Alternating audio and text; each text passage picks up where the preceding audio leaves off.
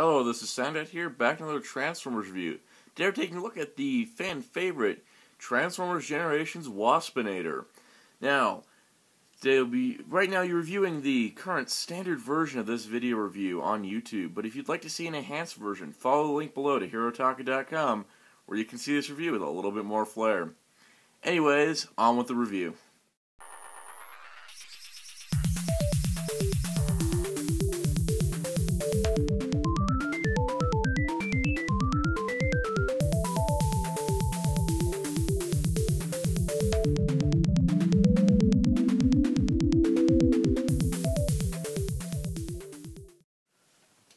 So, here we are. Transformers Generations Waspinator is a deluxe class figure for the third wave of 2013 Deluxes. With the rebranded Transformers Generations line to follow the IDW comics, we do get a comic book with this figure. Of Waspinator, it's an exclusive cover of a recent IDW Transformers comic. Very cool little inclusion.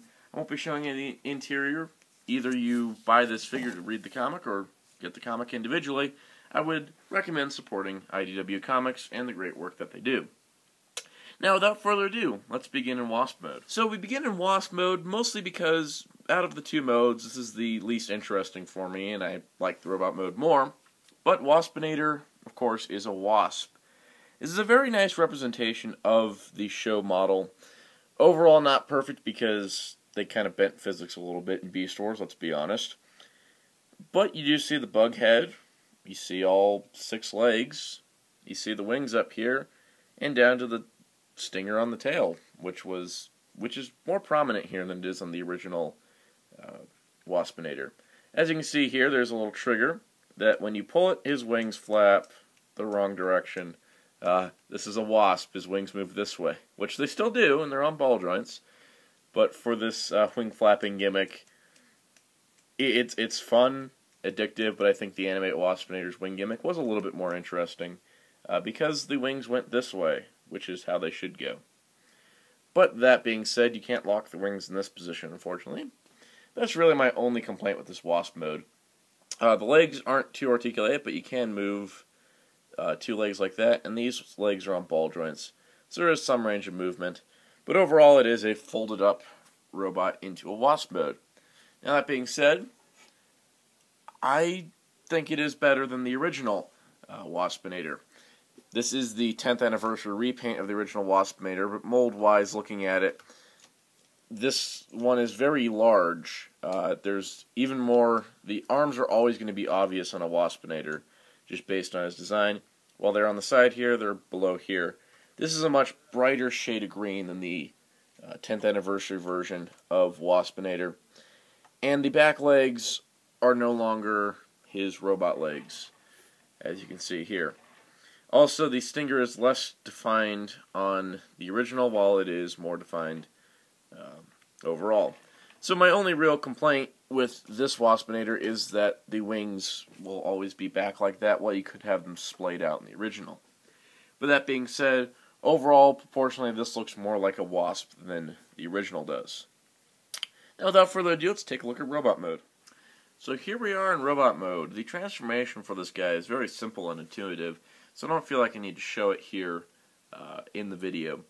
But that being said, this is a beautiful Robot Mode.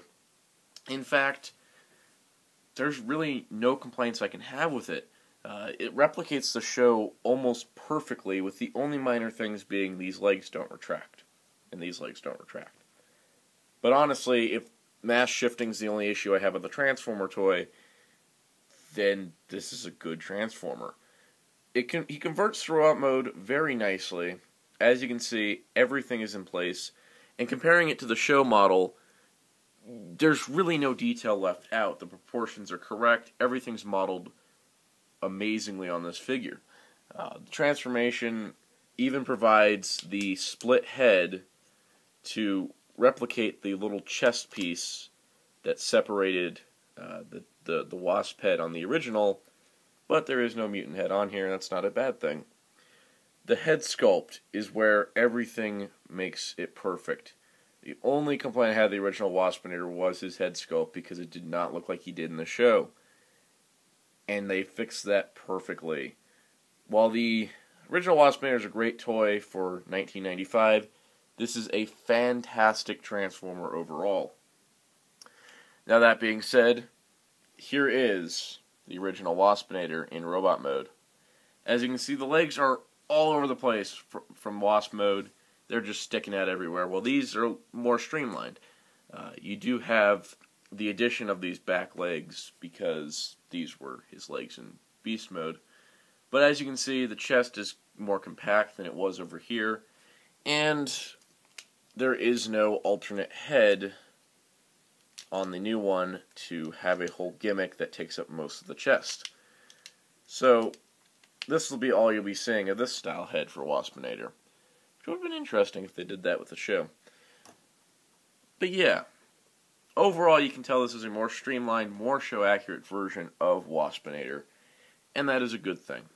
Articulation-wise, he has everything he needs. A ball-joint neck that's extremely expressive, including nice light piping, which you get the right kind of light on this guy and his eyes are aglow. He's got the ball-joint shoulders. They give him a full range of motion. Ball-joint elbows as well. A swivel wrist, which works fine enough. No waist joint because of the transformation, but you do have ball-joint hips, a thigh swivel, a knee joint, and you have some additional foot articulation due to the transformation. So you can get this guy in some really wacky poses if you like, or some really cool ones. It's up to you. If you purchase a toy, it is up to you what you want to do with it. No one should question you for what poses you pose your Transformers in. It's your toy. You can do what you want with it.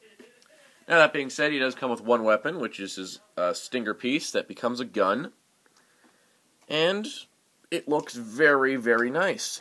While not fully show accurate because this thing would shoot tiny stingers at people, it works well enough, and I do like the clear plastic use because it does replicate the original's missiles, which were used to be stored in the wing.